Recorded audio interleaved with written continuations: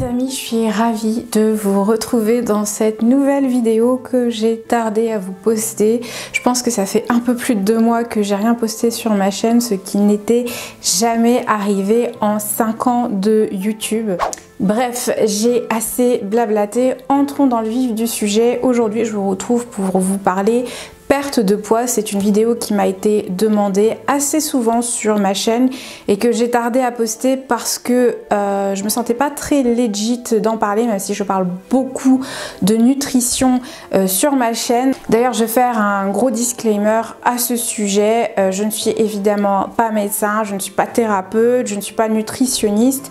Les conseils que je vais vous donner dans cette vidéo sont des conseils à prendre à titre générique. Si vous rencontrez des difficultés dans votre perte de poids, n'hésitez pas à vous faire accompagner par un médecin nutritionniste, par une naturopathe, par un diététicien ou par tout autre professionnel de santé qui est habilité à le faire.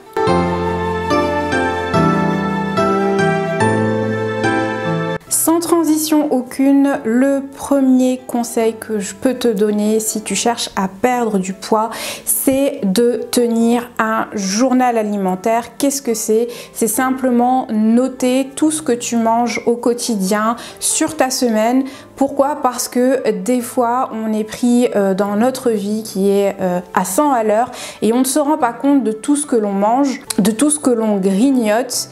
Et parfois même, le cas contraire, on peut ne pas manger suffisamment au long de la journée, on peut avoir un apport calorique insuffisant. Et ça, mine de rien, ça peut être très problématique si tu cherches à perdre du poids.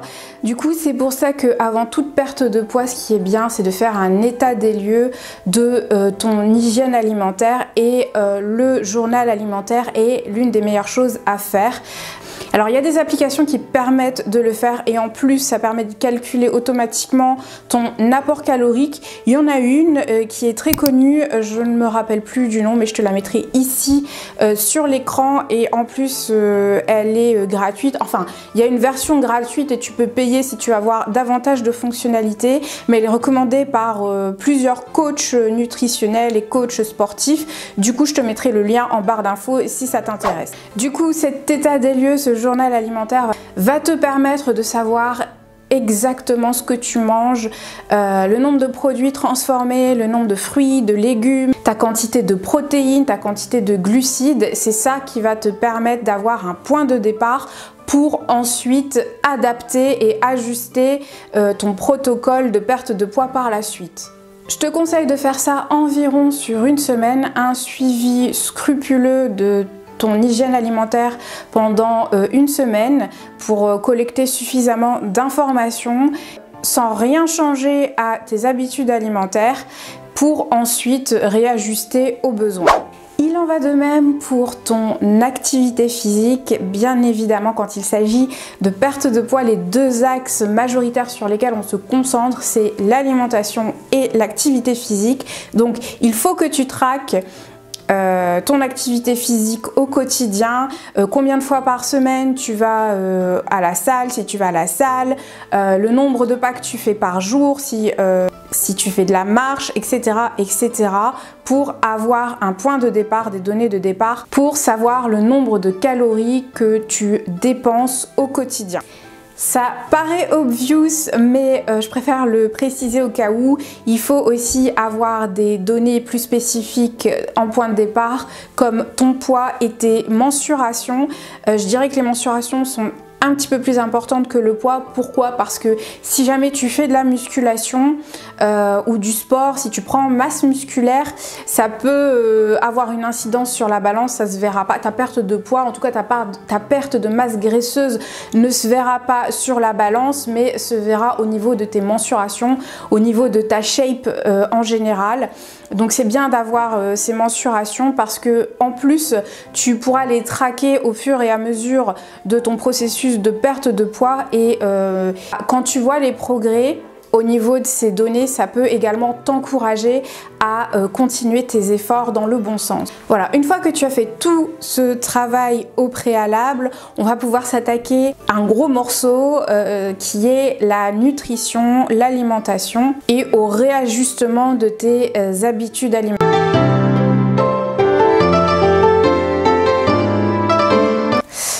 Alors j'ai essayé d'être rapide, claire et concise dans cette section parce que la nutrition c'est quelque chose que j'ai énormément abordé sur ma chaîne. Si tu cherches à perdre du poids, je te conseille d'enrichir ton alimentation en protéines à chaque repas. C'est important d'avoir suffisamment de protéines et de fibres. Pourquoi? Parce que ça apporte de la satiété, tout simplement. Surtout si tu as tendance à avoir des fringales, à grignoter, à avoir cette appétence pour le sucre, les protéines et les fibres, c'est ce vers quoi tu dois te tourner si tu veux combattre ces fringales. Du coup, veille bien à ce que tous tes repas contiennent des protéines, même tes petites collations. Si tu prends un goûter ou une collation en milieu de matinée, essaye de te diriger vers des sources de protéines saines comme les oléagineux qui sont en plus très riches en bonnes graisses. Essaye de varier également tes sources de protéines, que ce soit par des sources végétales ou des sources d'origine animale comme des viandes blanches et rouges de bonne qualité, ou des légumineuses par exemple qui sont également une source intéressante en protéines. Attention, évitez les viandes rouges à tous les repas, c'est pas bon, mais vous pouvez vous retourner vers des viandes blanches, essayez de les consommer bio, c'est encore mieux. Manger des viandes d'animaux qui ont été élevés aux antibiotiques, c'est pas une bonne chose pour votre santé de façon générale. Les fibres aussi, c'est très important parce que ça apporte de la satiété, comme je l'ai dit plus tôt. C'est contenu dans les fruits et les légumes.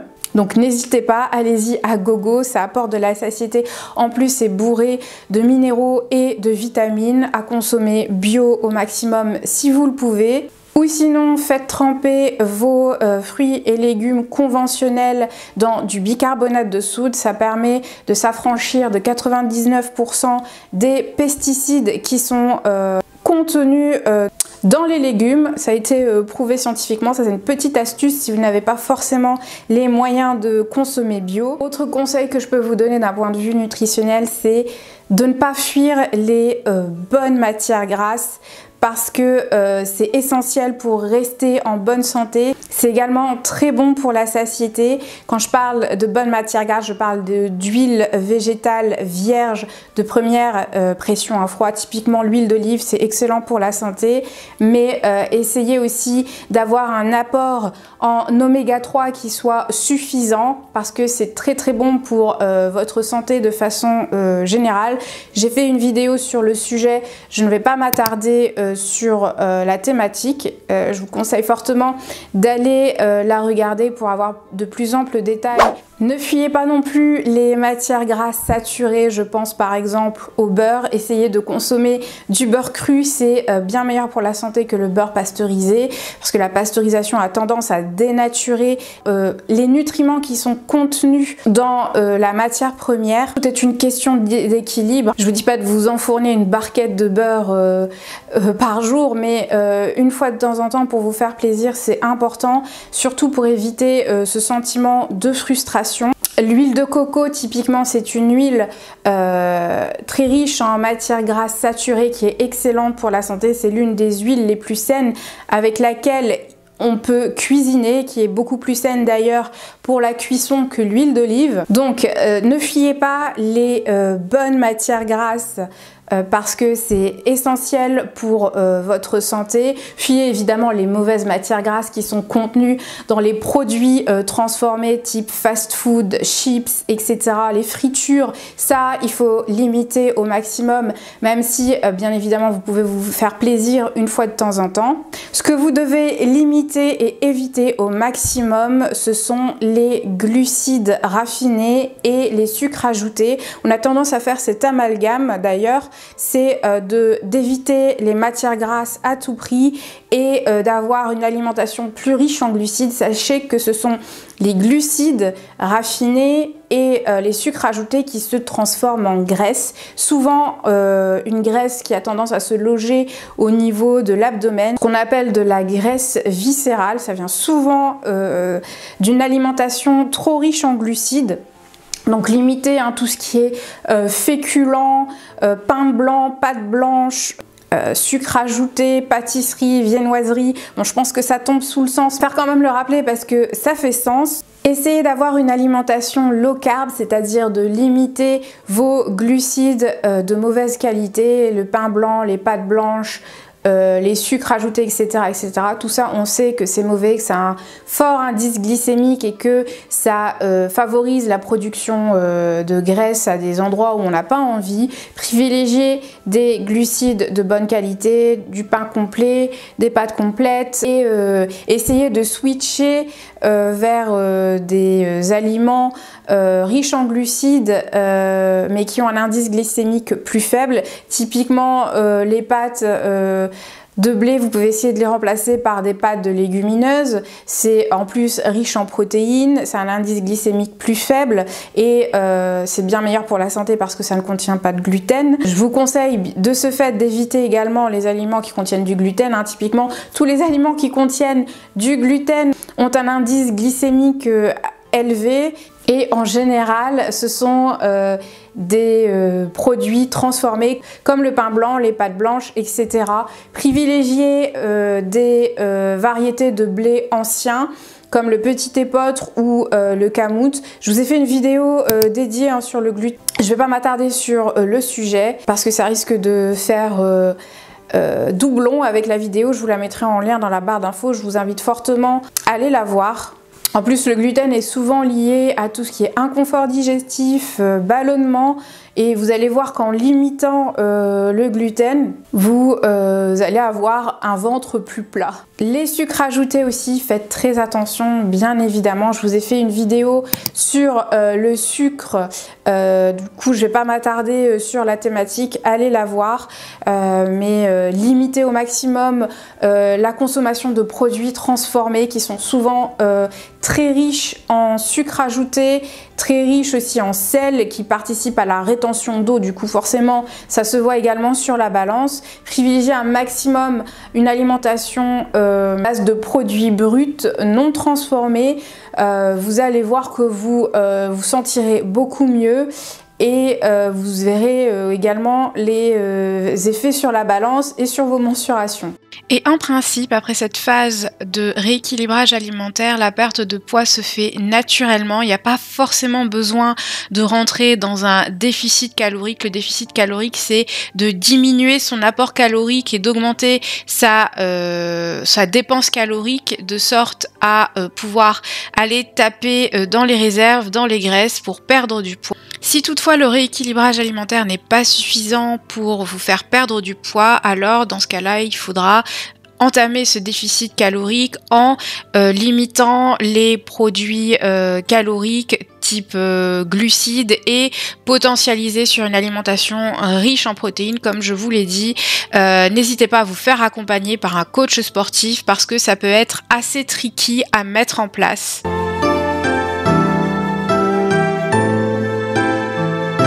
Ensuite, deuxième volet très important pour perdre du poids et aussi pour rester en bonne santé de façon générale, c'est l'activité physique.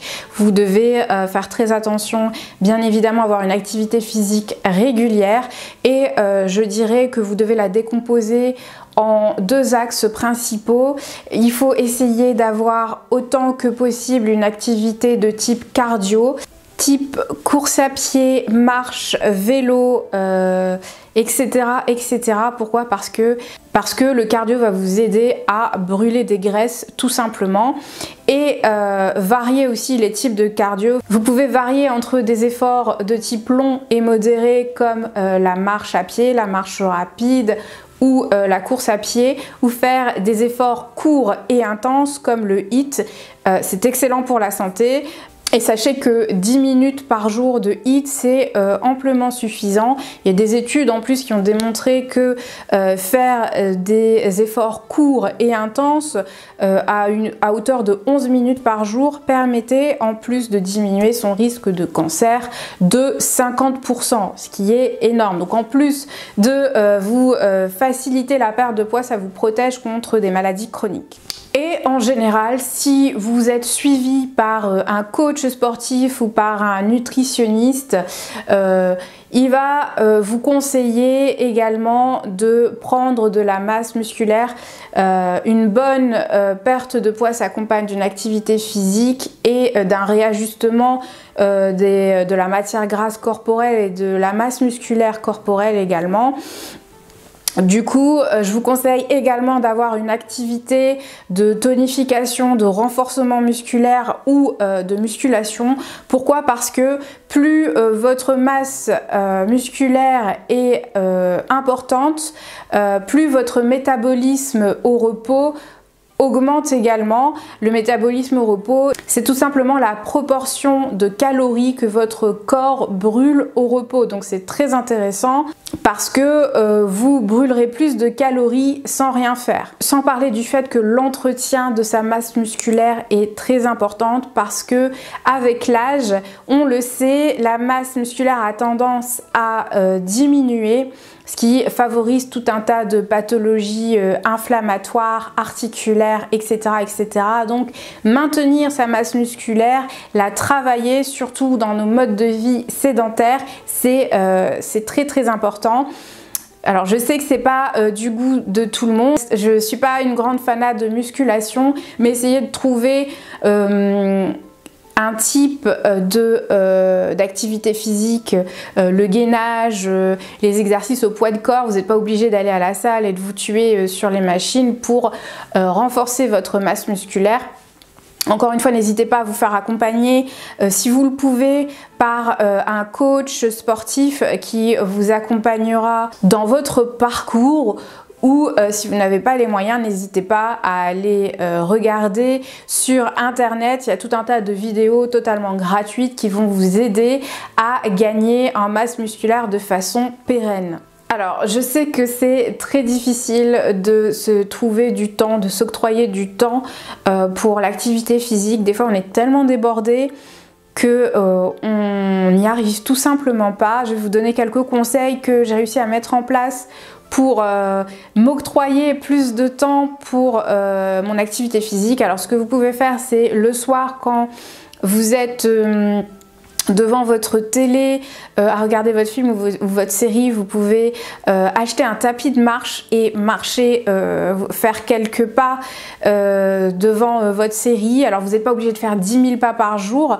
Il y a des études qui ont démontré que 6 000 à 7 000 pas c'est amplement suffisant pour rester en bonne santé. Si vous prenez les transports en commun, le bus, le métro, etc., etc., vous pouvez descendre un arrêt avant votre arrivée pour faire le trajet à pied. C'est ce que je fais et ça m'a justement permis de maintenir mon nombre de pas aux alentours de 7 000, 8 000 pas par jour. Et encore une fois, faites du HIIT, faites des activités cardio courtes mais intenses, 10 minutes. Je pense que chacun peut trouver 10 minutes par jour. Il y a plein de séances sur YouTube de HIIT que vous pouvez faire le matin avant votre journée au travail. En plus, ça va vous booster, ça va vous donner de l'énergie. Je vous mettrai des exemples de séances en lien dans la barre d'infos. Alors j'ai oublié de donner un conseil essentiel en lien avec la nutrition et l'hygiène de vie, c'est de bien évidemment faire attention à bien vous hydrater tous les jours. Pourquoi? Parce que ça contribue à limiter les fringales et à arriver à satiété plus rapidement. En plus d'être absolument crucial pour votre santé et votre organisme de façon générale. Autre aspect crucial auquel il faut faire très attention si vous cherchez à perdre du poids, c'est la gestion du stress. Pourquoi? Parce que le cortisol, qui est l'hormone du stress, hein, qui a tendance à monter en flèche quand on est stressé, favorise le stockage des graisses, notamment au niveau abdominal. Du coup, c'est très important d'apprendre à gérer votre stress et d'éviter au maximum les situations stressantes. Je sais que c'est facile à dire, mais mettez en place des bonnes pratiques pour vous apprendre à mieux gérer votre stress. Vous pouvez prendre également des plantes adaptogènes qui permettent de diminuer votre taux de cortisol. Je vous ai fait des vidéos à l'appel sur le sujet, je vous les mettrai en lien dans la barre d'infos, n'hésitez pas à aller vous y référer, mais vous pouvez prendre de l'ashwagandha par exemple, c'est une plante très efficace pour diminuer le taux de cortisol dont les effets ont été prouvés scientifiquement. Et enfin, faites très attention à votre sommeil. Votre sommeil doit être une priorité dans votre perte de poids parce que un sommeil de mauvaise qualité induit un dérèglement des hormones qui sont liées à l'appétit et ça favorise les fringales, ça favorise l'appétence pour le sucre et du coup ça induit une prise de poids. De toute façon, le sommeil, c'est un pilier de votre santé et ça doit être une priorité dans tous les cas. Là encore, si vous avez des problèmes de sommeil, si vous souffrez d'insomnie, je vous ai fait tout un tas de vidéos sur le sujet. Je ne vais pas m'attarder sur la thématique dans cette vidéo. Je vous mettrai les liens dans la barre d'infos. N'hésitez pas à aller les checker si vous voulez en apprendre davantage. Et autre petit rappel, ne pas oublier que pour qu'une perte de poids soit pérenne et durable dans le temps, eh bien, il faut faire preuve de patience. 90% des régimes échouent parce que on veut perdre du poids rapidement, mais c'est une mauvaise idée parce que évidemment ça favorise cet effet yo-yo qu'on ne veut pas. Soyez bienveillant avec vous-même et célébrez les petites victoires, surtout si par exemple vous venez d'avoir une grossesse, les kilos sont souvent un petit peu plus récalcitrants et difficiles à perdre. Soyez patiente et ne vous découragez pas. Et surtout, je le répète ici, même si je vous l'ai déjà dit en début de vidéo, si vous constatez que malgré tous vos efforts, vous n'arrivez pas à perdre du poids, n'hésitez pas à aller consulter un médecin. Des fois, ça peut être très utile, surtout si vous constatez que vous faites tout ce qu'il faut, que vous avez une hygiène de vie parfaite, que vous avez une activité physique suffisante et que malgré ça vous n'arrivez pas à perdre du poids. Ça peut être le signe d'une pathologie chronique comme un déséquilibre thyroïdien, donc c'est important d'aller consulter, ou même tout simplement si vous ne vous en sortez pas, allez voir un diététicien ou un coach sportif. Ça pourra grandement vous aider pour potentialiser et maximiser votre perte de poids. Voilà, je pense avoir fait le tour de tout ce que j'avais à vous dire dans cette vidéo. J'espère qu'elle t'aura été informative, qu'elle t'aura appris des choses et qu'elle t'aura été utile. Si c'est le cas, n'hésite pas à liker et à t'abonner si ce n'est pas encore fait. Je te remercie d'avoir passé ce petit moment avec moi. Je te souhaite une très belle journée, une très belle semaine, une très bonne soirée où que tu sois quand tu regardes cette vidéo et je te dis à la prochaine.